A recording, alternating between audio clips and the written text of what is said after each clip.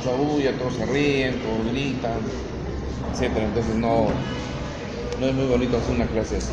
Me gusta la tranquilidad. 2. Vamos a estudiar hoy día lo que se llama la pelvis ósea. Entonces aquí hay una primera pregunta.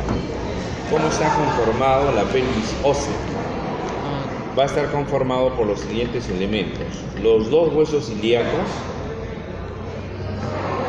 el sacro y el coxis. Vénganse más acá. De ahí no agarré de la pata. ¿Ya? Entonces, esos son los que van a conformar la pelvis ósea. Algunas particularidades del hueso ilíaco. Miren, este hueso ilíaco va a estar conformado por 3 componentes. En la etapa embrionaria, este hueso tiene 3 componentes, 3 nidos cartilaginosos. Van a conformar el ilion, van a conformar el isquion y el pubis. Y a medida que va desarrollando el feto, va sucediendo la osificación. Sin embargo, después del nacimiento, este hueso aún no ha completado su osificación.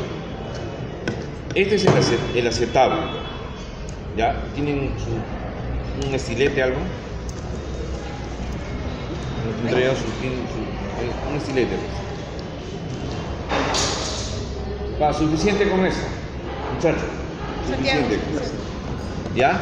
Entonces miren, esto va a ser el acetábulo. Todo esto es el acetábulo. Y en el fondo del acetábulo va a suceder la fusión, la osificación de los 3 componentes del hueso ilíaco. Y cuando uno tome una radiografía a un niño, una radiografía de la cadera, se va a ver en el fondo del acetábulo la imagen llamada imagen trirradiada. O sea, 3 líneas que van a aún decir que el proceso de osificación está sucediendo. La parte superior del hueso ilíaco va a conformar el ilion. Y el ilion va a tener a las alas del ilion, que son esto, el cuerpo del ilion. El cuerpo del ilion, las alas. Y este ilion va a conformar en la parte de las alas a la llamada cresta ilíaca. La cresta ilíaca. El isquion y el pubis también van a tener las siguientes partes. Miren, esta es la rama superior del pubis. Este es el cuerpo del pubis. Y esta es la rama inferior del pubis. Este es el cuerpo del isquio. Y esta es la rama inferior del isquio. Entonces, la rama inferior del pubis se une con la rama inferior del pubis para formar la rama isquio-púbica. Es la fusión de los 2 componentes. A eso le vamos a llamar la rama isquio-púbica. Entonces, ya así conformado el hueso ilíaco, ¿qué partes va a tener el hueso ilíaco? Va a tener un borde superior formado por la cresta ilíaca, un borde inferior formado por ¿quién? Por el borde inferior de la rama isquiopúdica. Va a tener un borde anterior y va a tener un borde posterior. Va a tener una cara lateral y va a tener una cara medial. Entonces, ¿qué partes tiene el hueso ilíaco? Un borde superior conformado por la cresta ilíaca. Un borde inferior formado por la Ok. ¿Qué cosa se describe en el borde superior? Esta cresta ilíaca, ¿qué partes va a tener? Va a tener 3 labios. Un labio lateral, un labio intermedio y un labio medial. Va a tener al tubérculo de la cresta ilíaca. Tubérculo de la cresta ilíaca.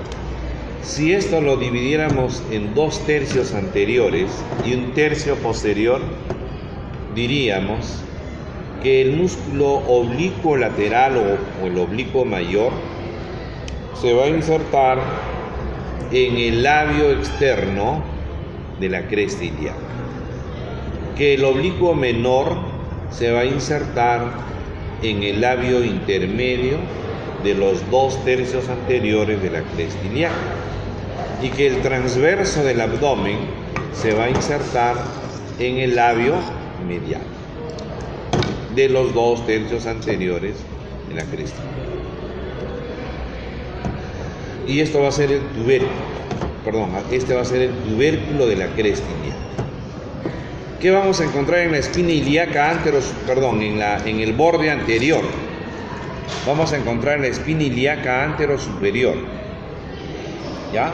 La escotadura innominada, la espina ilíaca antero-inferior, la eminencia iliopubiana, la superficie pectínea, donde está también la inserción del músculo pectíneo, la cresta pectínea, donde está el ligamento pectíneo de Cooper, la espina o tubérculo púbico. ¿Qué hay en todo el borde anterior del hueso ilíaco? Espinas ilíacas. Más fácil, vamos rematando esto. Si este es el borde posterior, también hay 2 espinas ilíacas. Antero superior, póstero superior. Antero inferior, póstero inferior. ¿Recuerda? La escotadura. En esta espina ilíaca antero superior va a haber inserción del sartorio. Es un músculo del muslo. En esta espina ilíaca se va a insertar el músculo tensor de la fascia lata. En esta espina se va a insertar el ligamento inguinal, que ya lo conocen muy bien, que es un tendón de inserción del oblicuo mayor, el ligamento de Poppard. Debajo de la espina ilíaca antero-superior está viniendo el nervio femoral cutáneo lateral, exactamente debajo de la espina. Es la espina ilíaca antero-inferior, donde se va a insertar la porción recta del cuádriceps crural. Esta va a ser la eminencia iliopectínea, y acá va a estar la superficie pectínea.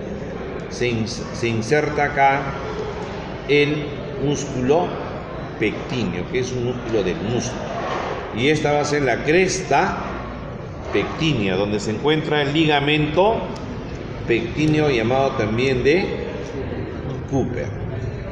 Y esta es la espina. En la espina del pubis o tubérculo púbico se inserta la espina ilíaca antero-superior. La estructura que va desde la espina ilíaca antero-superior es el ligamento inguinal. También desde esta espina del pubis se va a extender el ligamento viene así el ligamento inguinal, se expande el ligamento lacunar o de Gimberg. En la espina del pubis también se va a insertar el pilar lateral del conducto, del anillo superficial del conducto inguinal.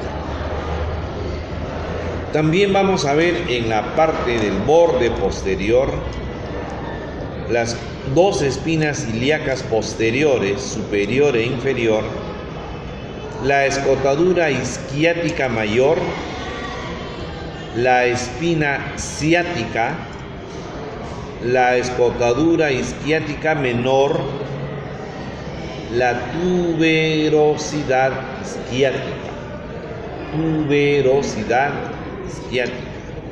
Lo que vamos a encontrar en el borde posterior, las 2 espinas ilíacas posteriores, escotadura isquiática mayor, espina ciática, escotadura isquiática menor, tuberosidad isquiática. En esta tuberosidad isquiática se van a insertar músculos del muslo, ¿no? Se va a insertar, por ejemplo, el semitendinoso, el semimembranoso, la cabeza larga del bíceps femoral. Y en la cara medial se va a encontrar la línea arqueada. Miren, la línea arqueada. Esa línea arqueada se va a continuar con la cresta pectínea y van a formar a su vez el estrecho superior de la pelvis. Por encima de esta línea arqueada se va a encontrar la fosa ilíaca interna, donde está el músculo ilíaco, y debajo de esta línea arqueada se va a encontrar o se va a determinar ya la pelvis menor o la pelvis verdadera. Miren que a nivel del pubis, también en la rama superior del pubis, por debajo de la rama superior del pubis, está este surco, el surco o canal obturador, por donde acá que está pintado de rojo. El canal obturador es el lugar por donde va a pasar el van obturador hacia el muslo. La vena obturatriz sí viene del muslo a la pelvis. La arteria obturatriz y el nervio obturador, que ya lo conocen por el plexo lumbar, por medial al psoas mayor, se está dirigiendo para salir al muslo, pero atraviesa la pelvis menor. ¿Ok? Esto va a ser la superficie articular para los alerones del sacro. Toda esta superficie va a servir de inserción a la articulación sacro-ilíaca. Sacro-ilíaca. En la cara externa, más vamos a insistir, es el miembro inferior, pero sí aquí está el reborde del acetábulo, que tiene una porción semilunar, ¿no?, que es la verdadera superficie de articulación con la cabeza del fémur, y tiene un trasfondo con una escotadura acetabular, ¿no?, la escotadura acetabular. Esta es la tuberosidad isquiática y esta es la rama inferior del pubis. Entonces, si ya se articulan, esta va a ser la articulación sacroiliaca. Si este es el promontorio, que es el borde superior del cuerpo vertebral de la primera sacra, S1. Entonces, aquí estará L5, L4. Por lo tanto, esto va a ser la superficie de articulación lumbosacra, L5 con la primera sacra. Va a tener, miren, aquí van a tener el sacro, que tiene la forma de un triángulo. En la cara anterior es cóncava, en la cara posterior es convexa. ¿Qué cosa se va a denotar en el sacro?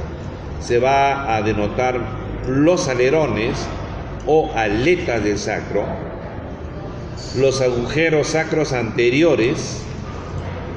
En la cara posterior, los agujeros sacros posteriores, la cresta sacra media, crestas sacras laterales y el hiato sacro. El hiato sacro, ¿no? Estas van a ser las partes más importantes del sacro. Repito, el promontorio, las alas o aletas del sacro, los agujeros sacros anteriores, en la cara posterior, los agujeros sacros posteriores, la cresta sacra media, las crestas sacras laterales.